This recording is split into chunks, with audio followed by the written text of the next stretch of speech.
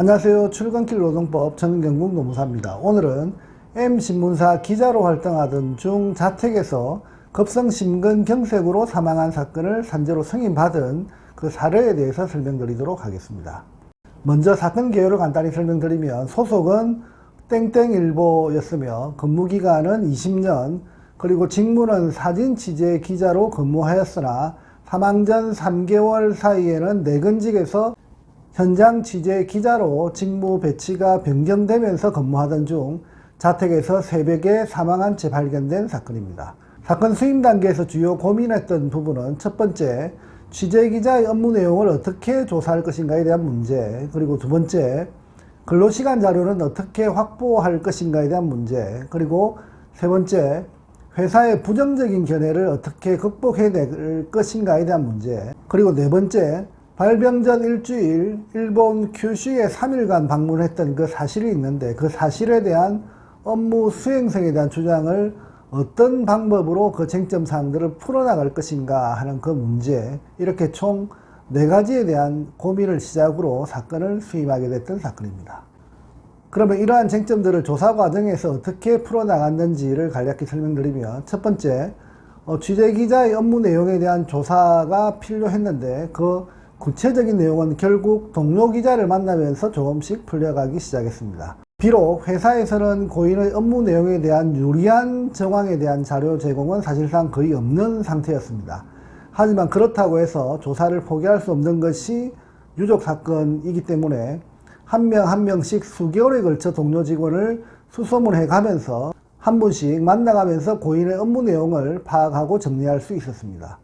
특히 고인의 업무가 내근직에서 발병 3개월 전에 외근직 취재기자로 배치된 그 이유와 그 상황도 확인할 수 있었고, 기자라는 조직 내 어떤 미묘한 갈등사항들도 정리할 수 있었고, 그리고 이로 인해서 고인이 느꼈던 다양한 어려움을 동료 진술을 통해서 확인할 수 있었습니다.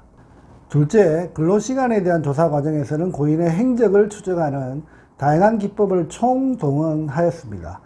그 결과 발병 전 12주간 평균 근로시간이 최종 정리가 되었지만 안타깝게도 과로 인정 기준인 52시간을 초과하지 않는 45시간으로 확인되었습니다. 이런 경우 일반적으로 과로 기준에 미달된다는 그 이유로 산재 인정의 가능성은 상당히 낮아지는 것이 일반적입니다.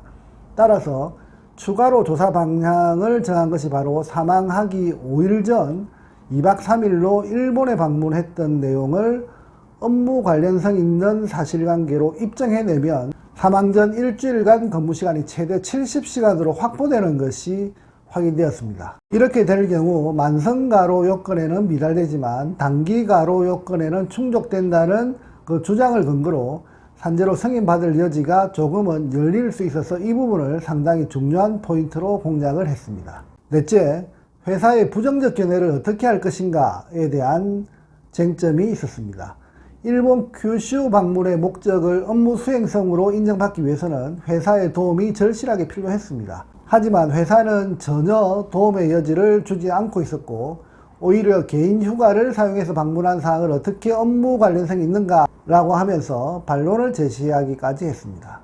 이런 경우 제가 조사하는 방식은 계속 회사의 도움에 매달릴 것이 아니라 오히려 공격적으로 우리 측 논리를 견고히 해서 정면 돌파하는 방식을 저는 선택합니다. 따라서 반론을 위한 다양한 논리를 구사하는 데 주력했고, 그 세부 내용은 첫 번째, 당시 일본에 방문한 목적을 확인하고, 그리고 두 번째, 방문하게 된 그 계기가 어떻게 되었는지 그 과정을 조사했고, 그리고 세 번째, 방문 후 촬영된 여러 사진들이 신문사에서 어떻게 활용되었는지에 대한 부분, 그리고 네 번째, 과거에도 이와 유사한 방식으로 해외 취재를 나간 사례가 있는지 그 유무, 그리고 다섯 번째, 일본 여행을 주관한 업체 대표와 미팅을 해서 과연 일본 방문의 업무 관련성을 어떻게 주장 가능한지에 대한 여러 가지 도움을 요청하는 그런 방식으로 추가 조사를 진행했습니다. 이러한 다양한 쟁점을 방식으로 정리한 결과 어느 정도 업무 수행성을 주장할 만한 법리가 구성되기 시작했고, 그리고 그 구성된 법리를 바탕으로 발병 전 1주간 업무 수행성의 그 범위를 확장해서 주장하는, 그리고 그 내용을 바탕으로 근로시간을 최대한 확보하는 그 방식이 어느 정도 먹혀 들어가기 시작했습니다. 그 외에 고인의 일반적인 스트레스 요인들로 고인의 집이 수원에 소재하는 그 이유 때문에 서울까지 출근을 하기 위해서는 매일 아침 5시경 집을 나서야 되는 그 상황도 확인되었습니다.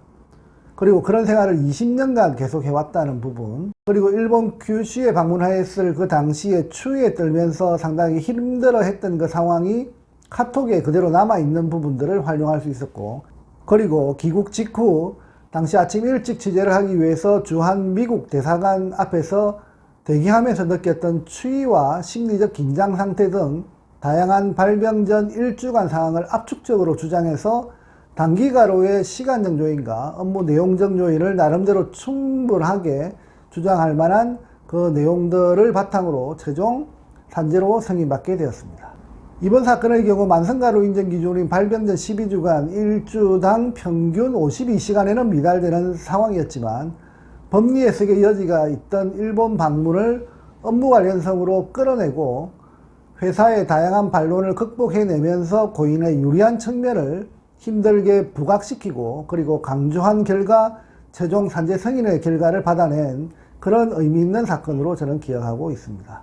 당시 유족이 신문사 고위 관계자를 만나서 자료 협조 요청을 했지만 오히려 그것이 산재가 될 것으로 보이냐라고 하는 식으로 문전박대식 대우를 받기도 했고, 그것으로 인해서 괴로워하기도 했지만 그래도 결국 포기하지 않고 사건 조사에 모든 역량을 집중한 결과 최종 산재 승인의 결정을 받아냈기 때문에 더더욱 저는 의미 있는 사건으로 기억합니다.